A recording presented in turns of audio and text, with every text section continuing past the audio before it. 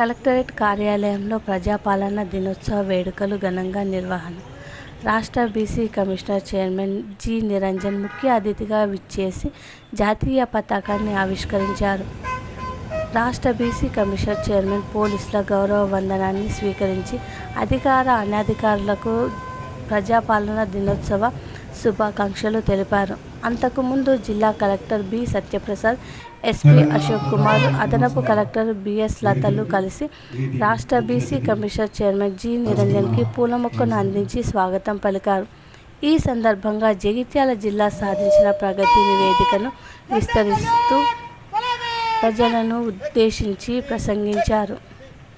వేడుకలో జగిత్యాల ఎమ్మెల్యే సంజయ్ కుమార్, జిల్లా collector B. Satyaprasad, SP Ashok Kumar, అదనపు కలెక్టర్లు బిఎస్ లత, రాజు గౌడ్, స్థానిక ప్రజాప్రతినిధులు, అన్ని శాఖలకు చెందిన జిల్లా అధికారులు, సిబ్బంది, ప్రజలు, విద్యార్థులు తదితరులు వేడుకలో పాల్గొన్నారు.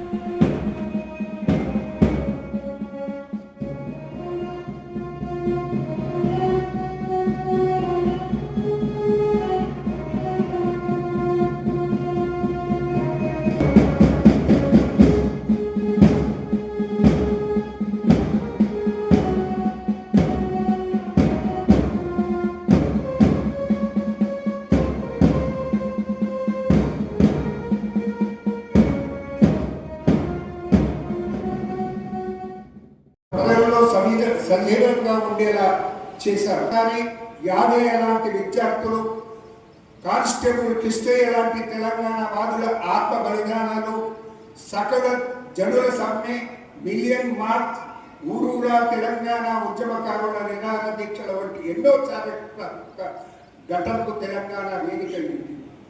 దీంతో కేంద్ర ప్రభుత్వం తెలంగాణ రాష్ట్ర ప్రజల ఆకాంక్ష మేరకు జూన్ 2, 2014 సంవత్సరంలో తెలంగాణ రాష్ట్ర ఏర్పాటును ప్రకటించడం జరిగింది. తద్వారా భారత భౌగోళిక చిత్రపటంలో 29వ రాష్ట్రంగా తెలంగాణ ఆవిర్భవించడం జరిగింది. నా అదృష్టం కొద్దీ 1969 ఉద్యమంలో, తుది దశ ఉద్యమంలో కూడా చాలా చురుకైన పాత్ర వహించే అవకాశం నాకు దొరికిందన్న విషయాన్ని కూడా మీకు మనం చేస్తాను. ఈ నేపథ్యంలో ప్రజల ఆకాంక్షకు అనుగుణంగా రాష్ట్ర ప్రభుత్వం ప్రజల సంక్షేమం కోసం అనేక పథకాలు అమలు చేస్తుంది.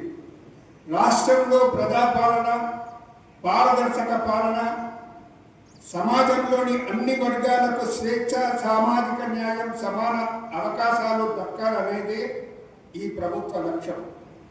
గౌరవ ముఖ్యమంత్రి శ్రీ యనమల రేవంత్ రెడ్డి గారి దార్శనిక పాలనను విద్యుత్, నీటిపారుదల, వ్యవసాయ, పరిశ్రమలు, ఉద్యోగ ఉపాధి కల్పన, అభివృద్ధి సంక్షేమంకు అనతి కాలంలోనే సంక్షేమ కార్యక్రమాలు అమలులో దేశానికి ఆదర్శంగా నిలుస్తున్నామని చెప్పడానికి నాకు చాలా సంతోషంగా ఉంది.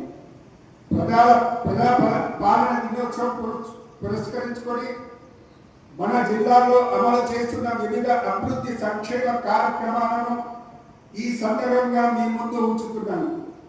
మహాలక్ష్మి పథకం ద్వారా జిల్లాలో 9 డిసెంబర్ 2023న ప్రారంభించిన మహిళలకు ఉచిత బస్సు రవాణా సౌకర్యాన్ని ఇప్పటి వరకు 5,41,00,000 మంది మహిళలు వినియోగించుకున్నారు. 25 గ్యాస్ సిలిండర్లను 500 రూపాయలకే సరఫరా చేయడం జరిగింది.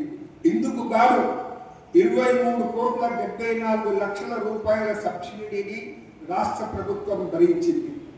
గృహజ్యోతి పథకం ద్వారా 200 యూనిట్ల లోపు విద్యుత్ వాడే వినియోగదారులందరికీ 0 బిల్లులు జారీ చేస్తుంది.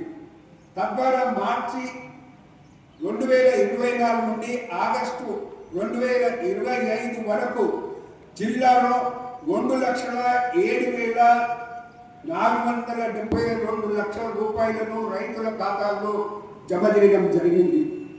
2 లక్షల రూపాయల వరకు రుణమాఫీ పథకంలో భాగంగా జిల్లాలో లక్షల రూపాయల 2 లక్షల రూపాయల వరకు రైతు రుణాలను మాఫీ చేయడం జరిగింది.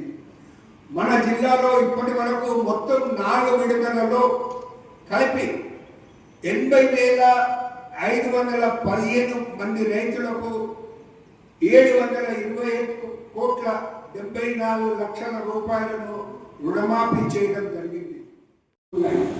గృహ నిర్మాణాన్ని బట్టి దశవారీగా లబ్ధిదారులకు 29,13 లక్షల రూపాయలు ఇప్పటికే చెల్లించడం జరిగింది. భూభారతి కార్యక్రమం ద్వారా మన జిల్లాలోని ప్రతి మండల కేంద్రంలో రెవెన్యూ గ్రామంలో రెవెన్యూ సదస్సులు ఏర్పాటు చేసి రైతుల నుండి భూ సమస్యల దరఖాస్తులు స్వీకరించారు. ఇప్పటి వరకు 25,672 మంది రైతుల నుండి దరఖాస్తులు తీసుకొని భూభారతి